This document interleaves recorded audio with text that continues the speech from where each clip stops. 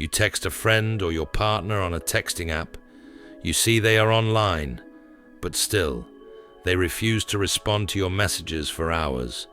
1 hour ripples into 6 hours, 6 into 10, and on and on and on. And then thoughts like these begin to seduce you. Is he avoiding me? What could she be doing for so long? And then you give in to that mental seduction by entertaining these assumptions in a bid to decode why they are ignoring you. It's more like a traffic jam in your mind. Several thoughts that correspond with the mental frequency that you've accepted now begins to overwhelm you effortlessly. This is the same way any external event could lure you into that frequency of thoughts. You know that frequency. You know that mental panic. You've been there before. Whether you are spiritually awake or not, it happens to we mortals. But how we respond to such mental seduction is what makes us different. Even though you might not be totally aware of the consequences of staying on that mental frequency for too long, I bet you do feel the shift whenever you consciously or unconsciously let go of those assumptions in your mind. After watching this video, you would have a crystal clear understanding of the spiritual and psychological implications of entertaining that frequency of assumptions every now and then, and the ripple effect it has on your reality and alignment with your higher calling. Indeed, staying on that lane is more like self-betrayal. Sadly, most of humanity is always trapped in the abyss of this frequency without even noticing it. Many live their daily lives with loads of illusory assumptions in their minds, and they believe they are the ones thinking. This is what silently separates those who co-create their destinies in a constant sync with the divine realm from the masses who are always swayed around by their moods and mental brouhaha. Just like Seneca once mentioned, we suffer more in our imagination than in reality. Well, this quote is only applicable to unenlightened folks, but you could also find yourself in that abyss when you entertain assumptions out of fear. That's the easiest way to betray your intuition and spiritual clarity for the silent need of the ego, the need to understand everything, the need for control. It's so parasitic, but you'd never know it until you learn to always turn your back to that frequency. Michael Singer, in one of his books, referred to that voice in your head that often panics in the face of resistance as your inner roommate. And that defines the mental avatar that have been conditioned inside of you from your previous experiences with traumas, insecurities, and fears. You've mastered the art of listening to that voice from your tender years, and that's a form of escape. Most humans can't stomach the fact that they are never in control of reality, and this fear makes them cling to assumptions. This is a dangerous approach to life anyways. You can control your own mind and energies, but not events in the external world. You would understand this better from the lens of frequency. Everything is in motion. Everything vibrates at different frequencies, and your thoughts as well are not exempted. When you cling on to assumptions and get busy dissecting the corresponding thoughts on that frequency day by day, you have instantly shifted from your peak frequency to a low frequency, from intuition to fear. And even though this shift is both mental and spiritual, the effect ripples into your physical experience.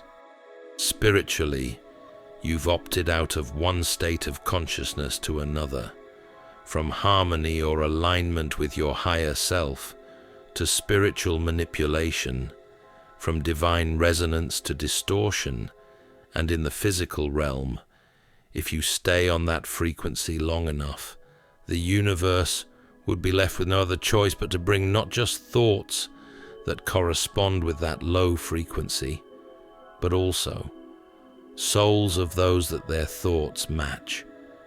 That mental frequency that you've been lured into would gravitate towards you. And this is because, whether you notice it or not, your aura would always mirror your internal state of vibration. So would your experience with the external world follow suit. As within, so without. It is a universal principle, and this is exactly why I called this shift self-betrayal. The predicaments that accompany this fall from grace are more than these, but before pressing further, you should understand what intuition means, so you know what you are missing out on when next low frequencies seduce you. Your intuition is your inner compass. That's the voice of your indwelling spirit. Paul, in one of his epistles, spoke about how no one knows everything about you, including your destiny, aside your spirit. That's the person who you are meant to constantly listen to in your daily life, if you intend to wield the thread of your destiny into the fabric of existence. And you can only become receptive to the flow of communication from your intuition whenever your heart and mind are in coherence. Whenever you give in to lower frequencies and your survival instinct gets hold of you, you easily lose that coherence. And so would that line of communication from the divine realm fade instantly.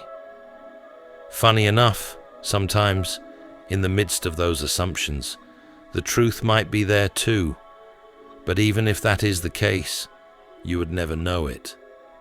Trying to decode truth from the stream of assumptions that flood your mind is like wearing a blindfold and trying to fish out a green peg from the midst of a sea of numerous colors of pegs. Even when you pick the green peg, you'd never know if it's the right one because you are blind at the moment, until there is fact, until you remove the blindfold. Staying on that frequency only makes you susceptible to both internal and external manipulation. It's a spiritual trap. On the other side, you can always master the art of tuning your internal state of vibration back to your peak and most authentic frequency whenever you discern that you are already drifting out of alignment. But then, you should know what it feels like mentally whenever you are in alignment with the divine frequency. Just as Rumi mentioned, silence is the language of God. Paul stated in 1 Timothy 1 verse 7, "The Spirit of God is the spirit of a sound mind." It is also written in one of David's Psalms, "Be still and know that I am God." Whenever you find that stillness of mind, that silence within that echoes the sacred hush of the midnight's vibration, you're in alignment with the divine frequency. Some spiritualists observed that when you ascend on that path, you would often hear ringings in your ears. At this state of alignment, whatever thought or download you receive is communication from the divine frequency. This is what we often call inspiration. And it is important that you remain on that mental frequency because, just as the Bible refers to your body as the temple of the Holy Spirit, that inner stillness is the part of the temple called the Holy of Holies. That's where God dwells. That's your most authentic frequency. When David mentioned the secret place, this is what he was referring to. Maintaining that inner stillness, even in the midst of other humans or in the face of chaotic events, is what dwelling in the secret place of the Most High implies. And definitely, the benefits of abiding under the shadow of the Almighty are numerous. Your intuition would always be sharp, you would often have vivid and prophetic dreams, which would both serve as proverbs, encoding meaning of events in your present reality, and also clues to your destiny. When you maintain this frequency, your aura as well would remain magnetic and irresistible to mortals in the external world. Now you see why it is too expensive to trade this frequency for assumptions that eventually lure you into lower frequencies and manipulate your spiritual radar. Indeed, you should learn to always get out of that low mental frequency as fast as possible. And this is because the longer you remain in a particular state of consciousness, the more you get used to it, till it becomes difficult to get out of it. And this is not only because you are used to remaining there, but because the external world would also adjust to your internal state of vibration with time. This art of tuning your mind from one frequency to another is what is codified in the Hermetic philosophy as mental transmutation. That frequency of toxic and chaotic assumptions can be likened unto the clouds, even though the thoughts that correspond with that frequency are temporary to whoever witnesses them without engaging. Once you engage, you won't get to see the beauty of the sky again, till you consciously let go of those thoughts through whatever practice you choose to use. Hot and cold are not different. There are only different in degrees. Ice would eventually become hot if it spends enough time on fire. So would that mental dissonance dissolve into crystal clarity if you subscribe to any of these practical methods. Sound. Sound is a very powerful tool of transmutation. During ancient times, before engaging in battle, certain sounds had to be generated on the battleground. The essence of such sounds is to tune the internal state of vibration of the soldiers to their peak frequency before facing their enemies. When a soldier who is busy missing his wives and children hears the sound that the beatings of drums and blowing of horns emits into the atmosphere, he would easily forget about them and become agitated to fight instantly, cause his internal state of vibration has been altered through sound. This is how powerful sound is. The ego could resist many things, but not sound. Sound has a way of temporarily dissolving the defensive walls of the ego and piercing through the soul. Whenever dissonance or manipulative thoughts invade your mental space, when you master the art of turning to music or instrumentals, you would easily tune your internal state of vibration from a low frequency to your peak frequency. Sound is spiritual, but you have to do this with discreet discernment. You should be careful with sounds. Just as certain sounds would heighten your intuition, so would other sounds numb your intuition and even invite thoughts that would worsen your mental state. Discerning the kind of songs and sounds that align with your spirit is a skill that you ought to master consciously in alignment with your intuition. Sitting in stillness till that mental dissonance dissolves into silence could also be helpful.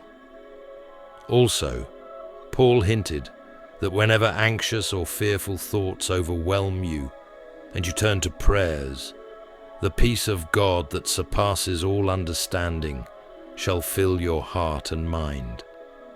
This is heart and mind coherence. This is the presence of God. And it is at this point your intuition becomes crystal clear again. Gurus and other spiritualists, even in the corporate world, have affirmed the numerous benefits of taking a long walk. When you choose to take a walk, the moment manipulative thoughts flood your mind, you are slowly dissolving that bucket of ice on fire, till it becomes extremely hot. till that same mind of yours that was clouded with toxic and manipulative thoughts become receptive to inspirations and divine downloads. Indeed, remaining grounded in a constant sync with the mind of God is a necessity for the manifestation of your true destiny, which is nothing but a consequence of maintaining your internal state of vibration, even in the face of the numerous mental resistances that you would encounter. Darkness is a portal to a higher dimension of light. When you master the art of transmuting hostile or negative thoughts till you find clarity again, first, you would discern how these thoughts are temporary. Also, you would never remain the same, because your level of consciousness would keep expanding, and this would have a ripple effect on those around you. Though you might believe you are slowly raising your vibration alone, but you are rather raising the consciousness of those that witness the grace that accompanies your presence.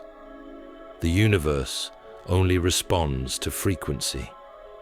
As you amplify your vibration via mental transmutation techniques, wherever you go, even without trying, your sacred energy would always uncover the inner conflict that obstructs those vibrating on lower frequencies around you from transcending the shell of the ego. Those who crave a slice of what you have would be drawn to your light for reasons they don't understand. They would often find a pleasant warmth in your presence, but souls that are used to their attachments to the ego and dread the act of facing their shadows that your presence illuminates would often resist you. Eventually, souls that their mental and spiritual frequencies resonates with yours would recognize you, and they would definitely gravitate towards you. Aside these, events and opportunities that match your frequency would often collapse into your reality. Such events might appear as coincidences or luck, but they are not. These are the consequences of maintaining your spiritual alignment, even in the face of numerous spiritual and mental resistances. These are synchronicities, and such are crystallized proof of the fact that you are in alignment with your destiny. Such relationships and coincidences that match your frequency would definitely lead to further clarity on your spiritual journey and the manifestation of your divine calling. Now, I believe you understand how it is indeed self-betrayal to abandon your authentic frequency for lower frequencies for too long. For other folks out there to find this message, push the like button and share with those that you believe would need it.